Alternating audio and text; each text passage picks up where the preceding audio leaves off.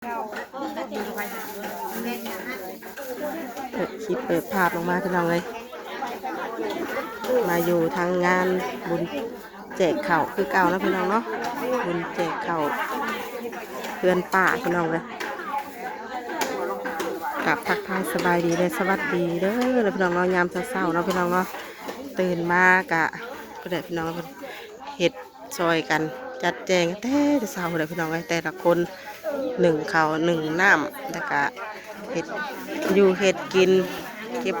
ผักใส่ถุงจัดแจงไว้อยู่ข้างในคุณเพิ่นกับผักลาบปอกๆอยู่พี่น้องเลยเซลอยู่คุณนี่เอาผักเตรียมไว้จับไผ่เลยมัวเลยเอามาเนี่ยมัวบ่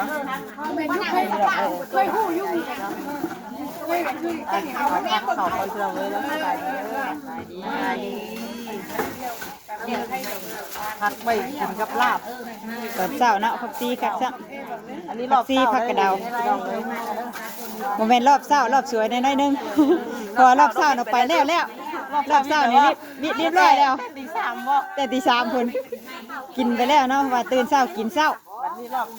รอบสวยหน่อยนึงประมาณ7 โมงกว่าเนาะก็สิยอแต่ว่าเขากะเกียมใบถ่าเนาะมันจะได้สะดวกรวมกันอะไรความเตรียมเตรียมตั้งแต่วันเตรียมก่อนสิ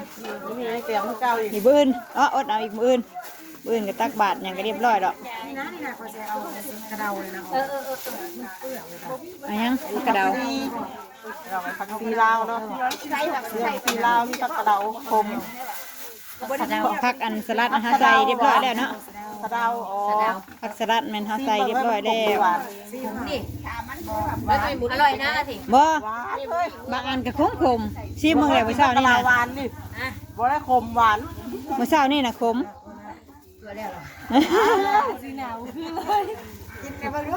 กินได้เลยกินนี่เอาล่ะมาเอาล่ะมาจะได้กินมันจะได้คือติคำใหญ่ๆให้กินจ้ะให้เบิ่งจ้ะเอาล่ะมามันกับบอกผมแห้งนะมันมีหลายก๊กเด้เมื่อเช้านี่นั่นชิมไป2 พูดกับตัวคมแน่บุคมแน่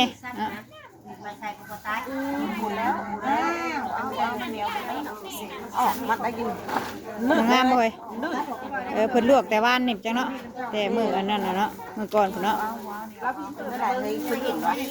เอาไปลวกน้ำอีกได้เหรอเนาะดูมัดละ5,000ได้หรือมันละ5,000บ่สำเนียง5,000กี่ถือว่าเองอยู่ขนาดนั้นเลยมันยามนี่เด้มันยัง6 ปีเนาะมันแบบว่ามันเป็นก้อนมันก็สิแพงแน่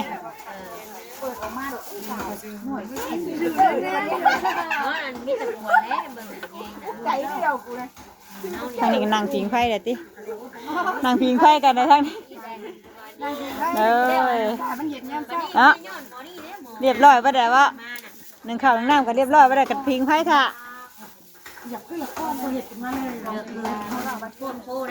อะไรมันลื่นเราออกแล้วจะไปลวกไหมเราไปล้างน้ำมือไหมกันไม่ได้บุญกันตายอยู่บุญอันนี้โยกมาแทบผมมือนี้ยังแล้วเราก้มเก่าก้มหลังนะมาบ่คนมีอริบ่เคยโดนแค่จะมองทรมานไหลเข่ากินมือละคือไปชีวิตสิหรอกพอชีวิตติ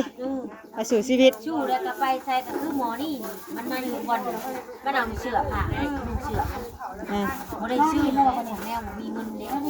ขอยามไหนแม่มาเอาแล้วปัจจุบันคนไทยขอยามไหนแม่ตัวเองมาเอาแล้วไม่มีตังค์หรอก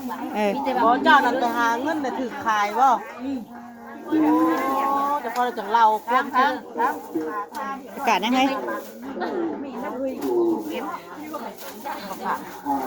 เดี๋ยววันนี้ทำไมกี่ไปหน้าหนายเนาะขมาแก้มเสียงแง่น้ำกันเพราะว่านั่นเราเย็บแต่ต้องว่าหรอกแต่กี่ทำไปกับนายหนาเนี่ยแต่กี่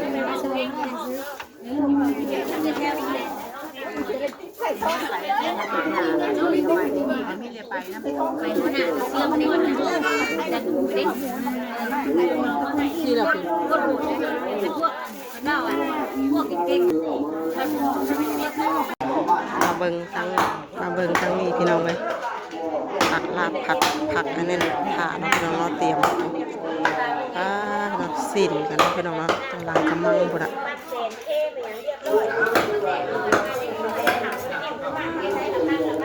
ลาบผักสิ้น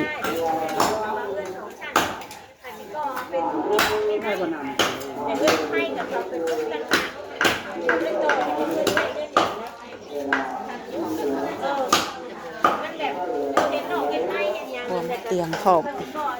นี่ก็จะเป็นหม้อต้มแกงพี่น้องเลยต้มแกงหม้อต้มนั่นไปคอสิ้นน้ำเพิ่นพี่น้องเลย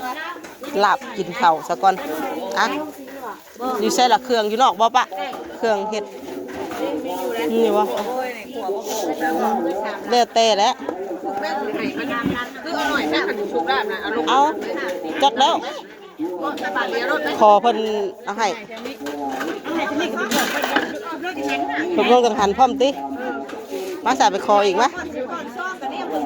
เอาลงฉุบลงจังหันเลยเนาะไปคอไอ้ซีนน้ำเปิ้นเพิ่มอีกเนาะพี่น้องเห็ดลงจังหันพร้อมอันน่ะคอยแน่เพิ่นเช็ดลงจังหันพร้อม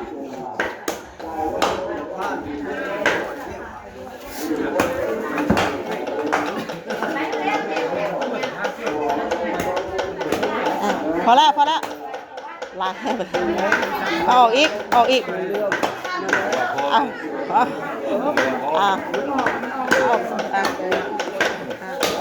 ขอบใจเอาเห็ดไอ้สุกกินพร้อมแล้วก็เอาลงจังหันพร้อมเท่านั้นเลยเห็ดหลายคนเพื่อกันเนาะผู้มาน้ำลังก็กินน้ำลัง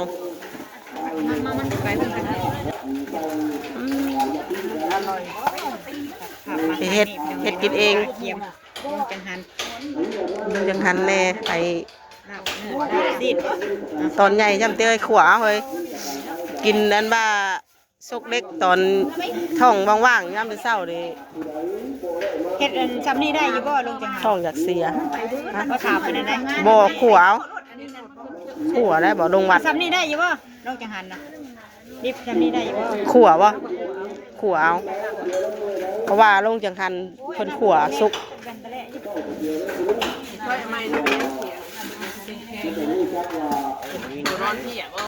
ผู้เบิ่งยันนิโป้ฮักยันนิโป้ฮักก็อยากทำเวียดนามชูเสียดายนะนิโป้นะติพี่อาใส่เด้อใส่สีคมๆเด้อป้าเด้อซูมเข้าไปเห็นกระซ้ำนั่นซูมเพราะเดี๋ยวเดี๋ยวจะไม่เห็นคนสวยเดี๋ยวจะไม่เห็นคนสวยคนลาบอะน้องพรน่ะน้องพรโมวีน้องพรคืออะไรน้องบีดีน้องพรอ้าวไปขายของซ้ำอยู่พุ่นนั่นเพิ่มมาในสีเบ้าแต่เอาแต่ซื้อได้ชื่อแล้วคือการกับทั้งเขาเจ้าแล้วเขาอร่อยยังว่าลุ่มไงเดี๋ยวได้นะชื่อแล้วเนาะชื่อลุ่มไงเดี๋ยวได้นั่นแล้วเอาเพิ่นบีกันมีหลายยี่ห้อแล้วข่อยจะงุ้งอยู่ทัวปิ้นขาพักก่อนเลยเอาเพิ่นเนาะอยู่ไปเฮ็ดงานขายของซ้ำตะกี้เนาะพักกะอันละหันเผากับเคอะสิกะจะจัดนาตี้สิไม่ได้จัดใจเย็นแน่เนาะน่ะอันไก่มาเพิ่นย่างมาที่จะปงนะบ่ทั้งนะบ่สะยังเนาะยังบ่ทันเคยว่าจะเป็นตลาดเนาะยังเลยส่งผ่ากับเซรวยเดี๋ยวเต้เฮ้ยผู้ตะวิน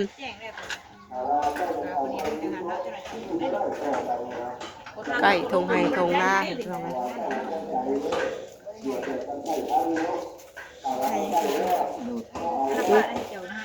ขั่วอันนี้นะขั่วไว้ลงจังหันตอนเช้า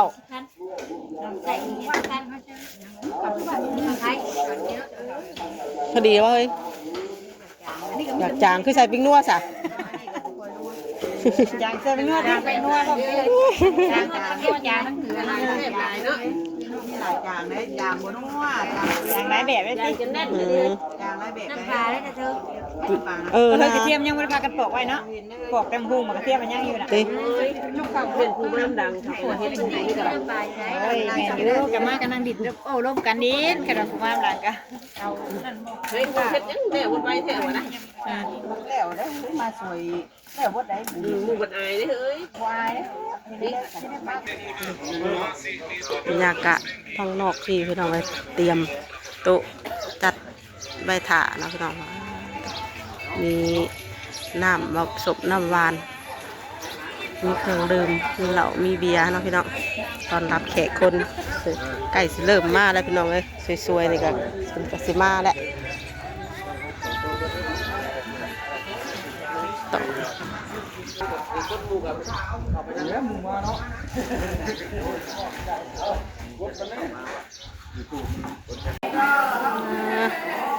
สุบลาบแล้วเป็นพี่น้องเลยป้าทบกะละมังบักไงเมครัวเขากับ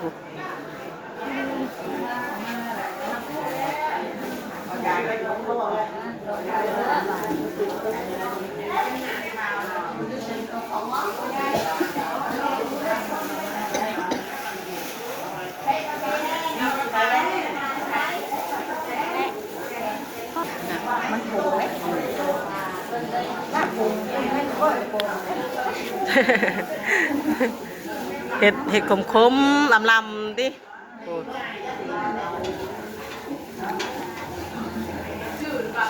ใส่ยังจางน้ำปลา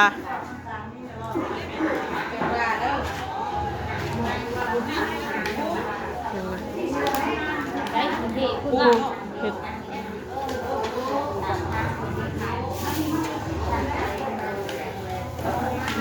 ใส่ลาเข้มเสียใส่น้ำเทียลงไปกบลำมานี่น้องเลย ตอนนี้แม่ครัวกำลังทำลาบเนาะกะละมังใหญ่ๆเลยเนาะ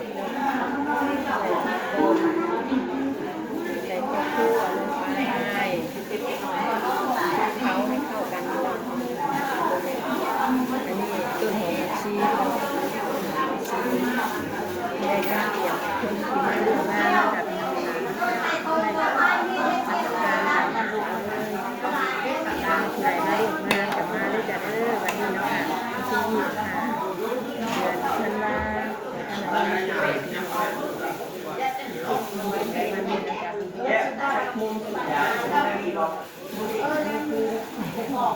ค่ะที่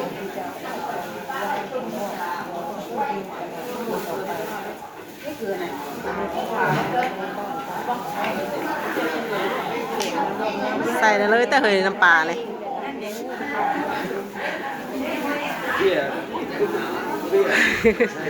ตกใจพี่อยากได้ลงเหรอ เป็นชาติเดียวก็สุด ลืมหมดลืมกับว่าขวดนึง ใช้เห็นแล้วแหละ เราไปป่วยเลย สั่งไปต้องเลยดำอยู่บ้านนี้เนาะใส่กระตกเลยบอย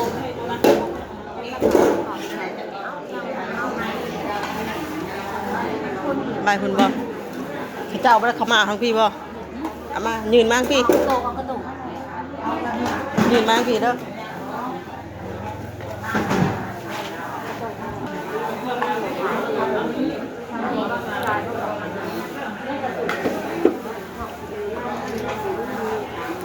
เริ่มนะพี่น้องเริ่มตักแล้วก็ไปหาโยน้ำ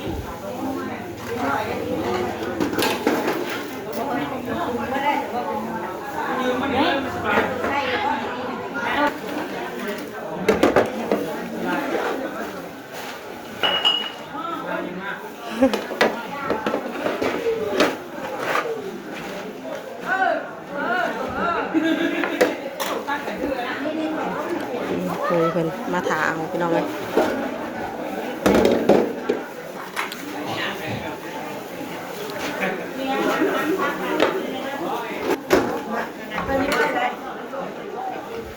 แดงสุด มื่นนะลูกมื่นน้ำเด้อ อยู่นะแม่เด้อ ไอ้ โตกเบิดแล้ววะ ใช้กระโตกเลย กระโตกมาแม่กระโตกกันนั่นก็มี2แบบพี่น้องตัวนั้นใส่แบบใส่เลือดกำลังสุกอยู่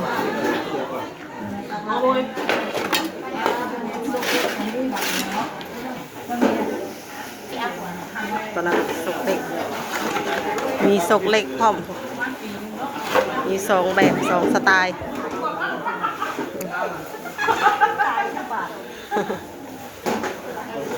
ขายดีขนาดนี้ตักน้ำดื่มบ่ทัน นี่นะ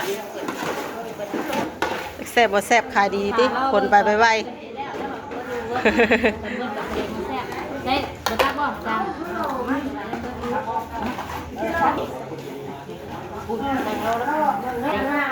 ง ให้น้ำล้างแห้งแซ่บบ่น่ะเอ้าไม่ครัวไปกินจ้ะแซ่บเบิดได้เพิ่นยายครูบ่ได้ บัวแล้วว่าทำงานอีก อ้าวนึ่งลายติอืม ข้ามไม่ออกนะตักต่อ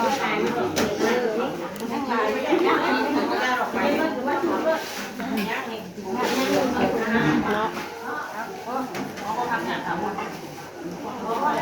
อันเบิดสามสองสามเด้อติ แล้วบ่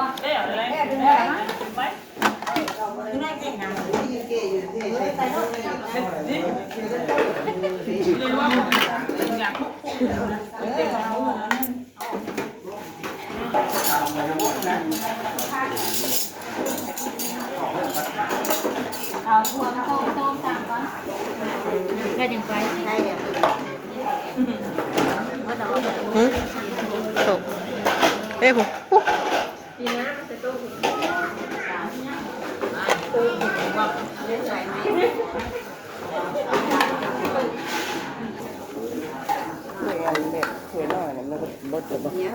เธอน้อยแบบไรน้อยแบบนี้เบิดแล้วแต่เบิ่ง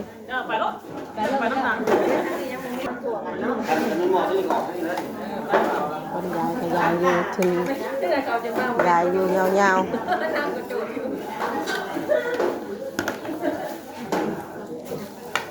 คนก็ให้แขกก่อนคนไหนมาให้แขกก่อน ให้แขกก่อนคนจะกิน แขกก่อนไป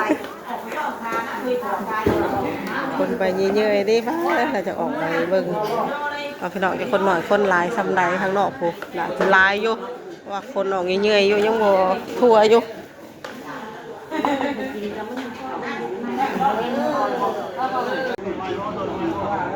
ออกมาเบิ่งทางนอกพี่น้องเอ้ยขนอยู่ไวๆพ่อจะขนอยู่ไวๆได้เนาะคนหลายดีพวกยาวฉาบลาบอยู่ได้กว่าเห็ดขนมาอยู่ไวๆบอกว่าเบิ่งคนหลายดีพี่น้องเป็นช่วงยามเช้าๆนะพี่น้องแล้วก็สิมีแต่ผู้ชายพี่น้องในช่วงเช้านี่ช่วงยามมาเที่ยงนี่ก็สิเป็นช่วงผู้หญิงมาพี่น้องเอ้ยเต็มอยู่คนหลายอ่ะ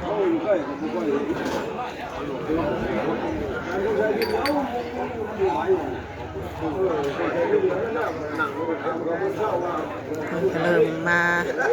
เร็วครับเสาร์อย่างเดียวยามมาเที่ยงมันเนาะพี่น้องเนาะพี่น้องในคลิปนี้กับแม่น้องบีก็ไปขอจบไปซ้ำนี้ก่อนเนาะพี่น้องเนาะเดี๋ยวพบกันในคลิปต่อไปเด้อเนาะพี่น้องเนาะคลิปนี้ก็ขอตัวลาไปแล้วพี่น้องเลยขอกล่าวคำว่าสบายดีทุกคนเด้อ